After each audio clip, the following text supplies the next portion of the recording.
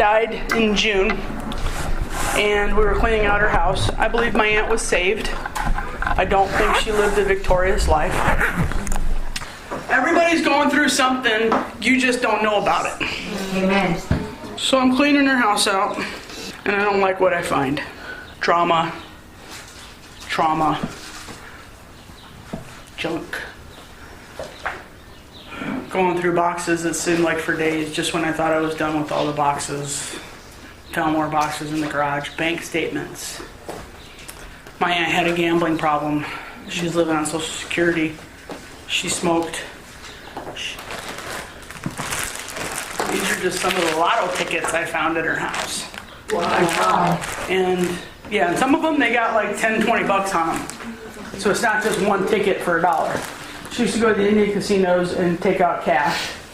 She had probably $1,000 a week gambling habit. She died in debt.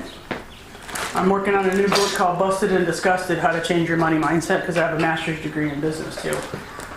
And I see a lot of Christians that have dreams and stuff, but these dreams really aren't from God, and they try to start ministries and do stuff, and they try to say, hey God, come get on my bandwagon and supply all my money. No, it doesn't work that way.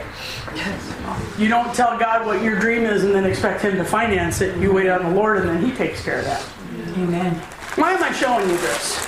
Because we all got people in our life that got addictions.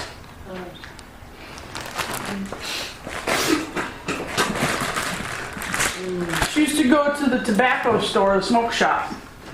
When she died, she had cartons of cigarettes in the refrigerator, and apparently they're not cheap anymore. Not like when I was a kid and I grew up in a bar, they were 50 cents out of the vending machine. Amen. So she had all these ailments and all these physical things, and because sometimes our wounds are self-inflicted. We're in a traumatic relationship, we're eating like garbage, we're not sleeping enough, we're drinking Coke instead of water, we're abusing our bodies. Everything you put on your body, from lotions to shampoo, anything, if you were a heroin addict and you were shooting up, it all goes through your body and affects every cell in your body. I started to clean out her house. We pretty much had to gut the whole house because it reeked so bad of cigarette smoke. It was just nasty. We had to take all the carpet out. I had to take all the wallpaper down.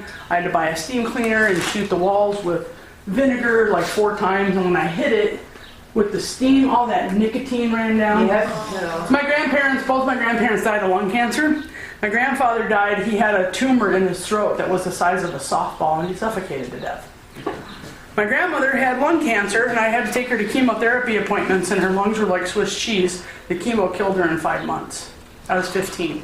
People go through stuff all the time. I never smoked. Taking my grandmother to chemo, and watching her die. I made a vow a long time ago, I was never going to be addicted and have a stick of tobacco rule my life. Because guess what? The stuff that you do to yourself cuts your life short. And you will never fulfill the destiny and the calling that God has on your life if you go back to your vomit. Yeah, that's right. I'm not trying to condemn you. I'm just trying to show you. I found this in her house.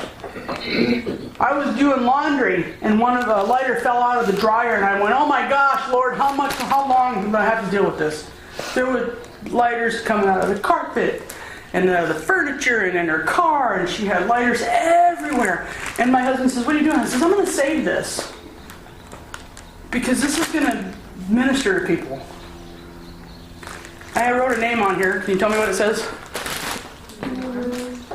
Norm. Norm's the guy that used to go to my grandparents' bar. And Norm was that guy that would walk up to you. I can get this open. And he'd go, hey, you got a light? Light a cigarette, and he'd stick your lighter in his pocket. Yeah. So by the end of the night, he had like 6 lighters in his pocket. So my cousin drives out Thanksgiving Eve he had told me he quit drinking because he was in the hospital. He was dying. He had cirrhosis of the liver and he was coughing up blood. So I called his landlady and she goes, oh yeah, he quit drinking. He shows up with beer smelling full of alcohol. So we unload his stuff. Next day I go over there, his stuff's still in the U-Haul. And I says, I need to talk to you. Because he's dealing with rejection his whole life. And I didn't sleep at all that night. Because I said, Lord, did I make a mistake? Because him and I are the only 2 people left from our family. Everybody else is dead. His sister was a month younger than me. She died 13 years ago. She's a heroin addict. There's nothing there for you. I grew up around this my whole life. Bikers, drug addicts, heroin addicts, hookers, people doing coke, all kinds. I saw that my whole life. That's why I never did it. That is not my portion. So I get up and I go the next day and I take him out to the front. He's smoking a cigarette, stuff's on the U-Haul. And I said, listen, you lied to me. You told me you quit drinking. I just want beer. I said, you need to understand, you're welcome here, but your alcohol is not. You will not drink in my house. You need help. Because I just like the taste of it. And I looked right at him and I said, how can you sit there and tell me you like the taste of it when alcohol and drugs has destroyed our family? I said, my grandfather were Greek, so I call him Papa. I said, you're Papa, dude. My grandfather was a violent, nasty drunk, and I write about him in the book. He used to beat the crap out of me all the time. I was 8 years old. Left me alone when I was 5 at home. I understand what some of you are going through. I've been through it too. I get it. I also know that Jesus comes to set you free. Amen. You can live back there and let it hold you back, or you can let other people out of the cage. It's like, I said, I don't get it, And he's like, this God thing. And I said, God's real, dude. I said, we went to the same Catholic school. He looks at me, he goes, you just don't understand. I said, don't give me your bull crap. I don't understand. This is me you're talking to. We grew up in the same neighborhood on the next street in the same family. Don't tell me that I don't understand what you're talking about. So these people think, because I had this one when we used to go to juvenile hall, have all these little girls there. This one little girl, she gets up, she says, you just expect us. My 2 friends happened to be from Michigan. One of them was in that juvenile hall when she was 14, and the other one was a heroin addict. She was set free and delivered. So we'd go. And she go, you expect us to, you guys are 3 Caucasian ladies and blah, blah, blah. And I looked at her and I said, whoa, wait a minute. Do you like it when people judge you for the color of your skin? She goes, no. I said, then why are you doing that to me? She says, you don't know nothing about me. You're assuming that because I'm white, that I have no idea what you're talking about. I said, that in the very fact shows me you got your head up your butt. And she just looked at me and I said, you need to listen to what these ladies have to say first before you make a judgment on somebody else, because you're talking out of your woundedness. So when people go, I don't know what I'm talking about. No, I kind of do. But I'm going to cut you some slack, because I've been there. So why am I telling you this? Resurrection's real. We had communion today. It was awesome. God showed up. People were set free and delivered. I believe that some of you, you're going to contact me one day on the website and say, look what God's done. Maybe you're going to have a ministry, a local ministry, or I don't know what God's got planned for you, but you do. I'm going to pray. I want you to pray into that, and I want you to fulfill the calling and the destiny God has in your life. No devil in hell can stand against you on that. It might take some time. You might have to learn a few things. God might bring a Saul to get the Saul out of you. There's nothing, when you leave here, there's nothing back there for you. Amen. But heartache, bullshit.